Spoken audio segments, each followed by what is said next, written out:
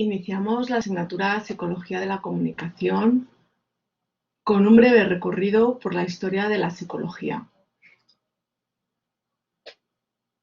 Los principales objetivos de esta unidad es profundizar en el concepto de psicología como la ciencia que estudia el comportamiento, analizar el comportamiento y los procesos mentales asociados mediante el estudio de la evolución que ha sufrido la psicología a lo largo de los siglos, haciendo énfasis en las propuestas actuales de la ciencia cognitiva.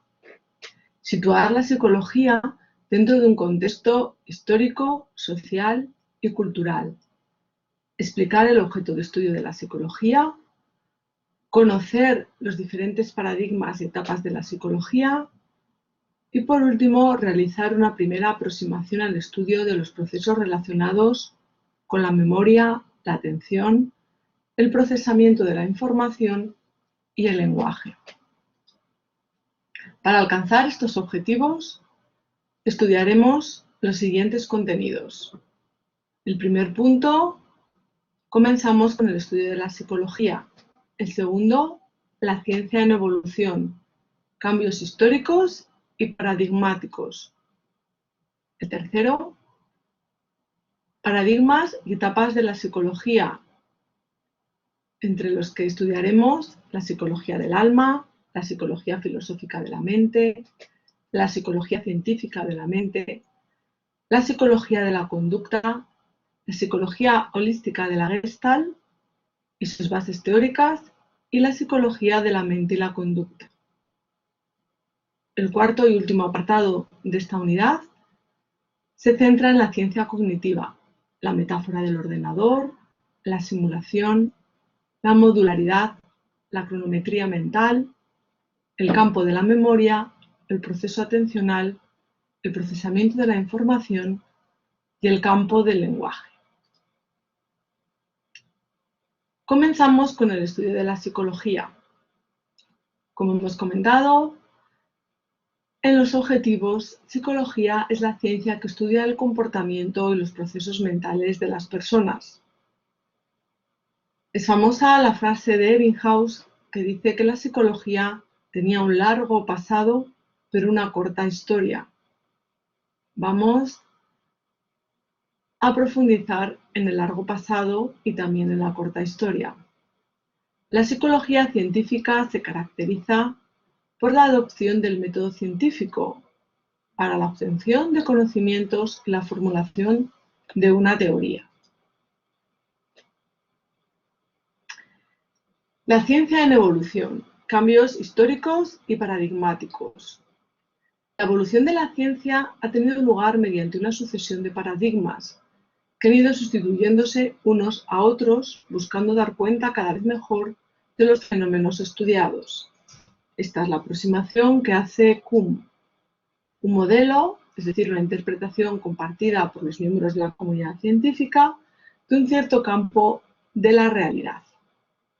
Existen dos cambios dentro de la ciencia. El primero consiste en un aumento cuantitativo de cuestiones resueltas, manteniéndose el mismo paradigma. Sería la ciencia normal. El segundo cambio, la revolución científica, consiste en la creación de un nuevo modelo teórico para explicar un nuevo problema.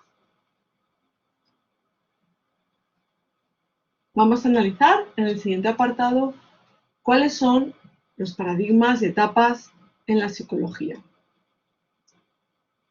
Metodológicamente, el largo pasado, la filosofía, en esa frase que nos hacíamos referencia antes, tiene que ver con la reflexión y la inducción a partir de la experiencia subjetiva e íntima de una esencia psíquica. Posteriormente está el punto de inflexión, cuando la psicología se empieza a considerar ciencia mediante la metodología hipotética deductiva. Se centra en el análisis de los fenómenos psíquicos y su ordenamiento en leyes. Vamos a comentar cuáles han sido el objeto de la psicología a lo largo de todos estos siglos. El primer paradigma es la psicología del alma. Recordemos que psique psicología está formado por psique, alma y logos, tratado o estudio del alma, y ese es su símbolo.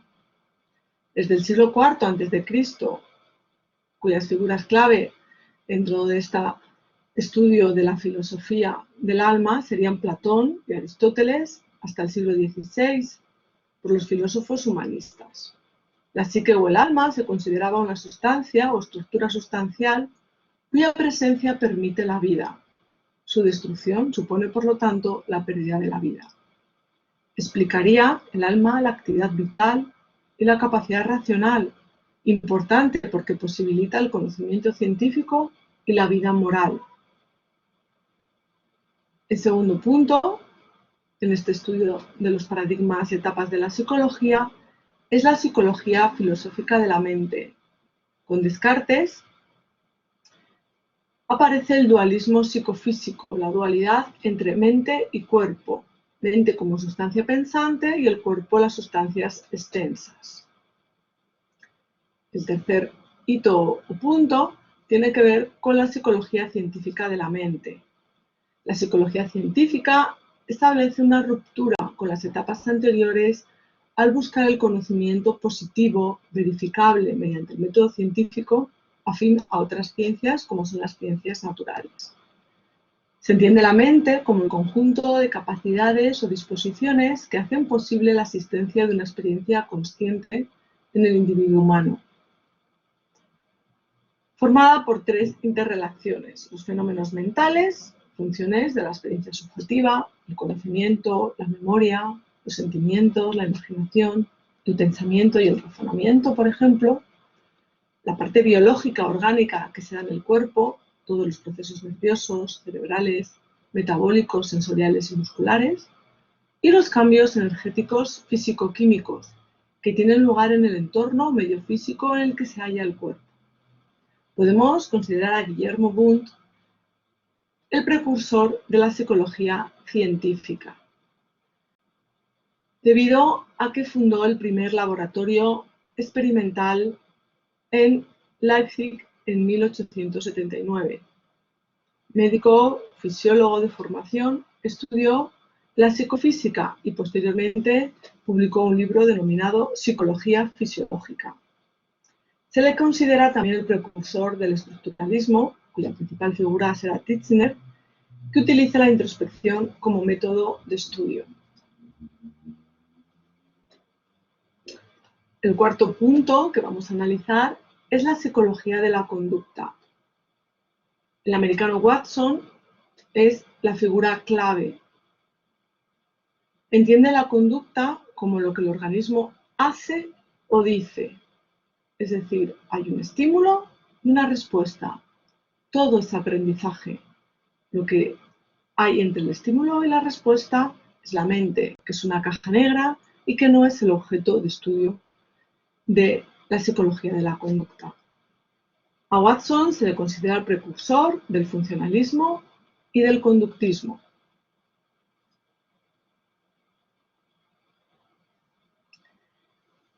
El quinto punto de estudio es la psicología holística de la Gestalt. Gestalt, entendida como totalidad significativa, y su principal figura, Marx Wertheimer. A Gestalt considera más adecuado explicar la persona como un todo, no de forma fraccionada o reduccionista como sus predecesores. Una frase importante sería: la conducta no está determinada por los elementos individuales del todo, sino que está determinada por la naturaleza intrínseca del todo. De ahí la principal frase de la Gestalt: el todo es más que la suma de sus partes. Se centra en el estudio de la percepción. En estas ilustraciones tenemos ejemplos de las principales leyes perceptivas. Una de ellas es la figura y fondo. A lo que damos sentido se convierte en figura y el fondo es el contexto. También está la ley de la continuidad. Si varios elementos parecen estar colocados formando un flujo orientado hacia alguna parte, se percibirán como un todo. La ley de la proximidad. Los elementos más próximos entre sí tienden a percibirse como si formaran parte de una unidad. La ley de la similitud: los elementos parecidos son percibidos como si tuvieran la misma forma. Y también la ley de la clausura: una forma abierta tiende a percibirse como cerrada. Sus principales bases teóricas son la vivencia total y global, no elementarista o atomista, la fenomenológica, tomar conciencia. De hecho, la terapia Gestalt se basa en darse cuenta, en ser consciente. La hipótesis del isomorfismo psicofisiológico: la experiencia perceptual psicológica es estructuralmente la misma a la cerebral subyacente o fisiológica. El último punto en el que nos vamos a detener es la psicología de la mente y la conducta. Se produce una revisión del objeto de estudio de la psicología. En el manual tenéis ejemplos relacionados con el lenguaje y las actitudes.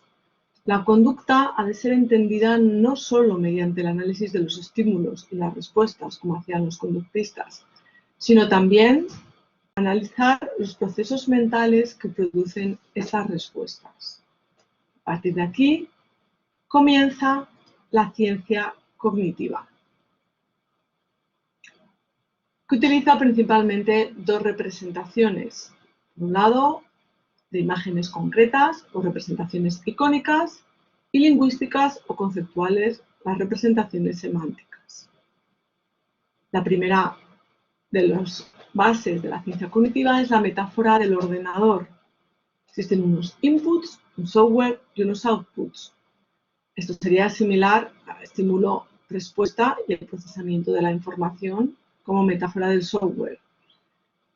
Como diferencia, los seres humanos tenemos el metalenguaje. La simulación: el software del ordenador, que simula una conducta humana, contiene los elementos y estructuras que también estarán operando en el caso de la conducta real. La modularidad de la mente, de Fodor, que postula una división de la mente en sistemas de entrada o analizadores de entrada y sistemas centrales.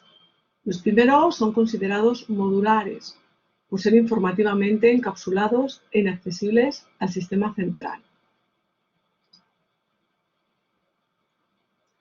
La cronometría mental, de Posner, se basa en que las conductas simples requerirán tiempos de reacción cortos, mientras que aquellas otras en las que se combinan diversas operaciones elementales demandarán tiempos mayores debido a la suma de los tiempos de sus componentes. El campo de la memoria: además de la clásica diferencia entre memoria a corto y largo plazo, podemos diferenciar la memoria episódica, que conserva vivencias de acontecimientos, la memoria semántica, de conceptos y lenguaje, la memoria operativa, que interviene en procesos activos del sujeto, procedimental, que conserva las rutinas, declarativa, información recuperable de manera consciente. Dentro del proceso atencional, comentar que la atención está relacionada con la capacidad limitada de los canales de procesamiento, y esto obliga a seleccionar los contenidos.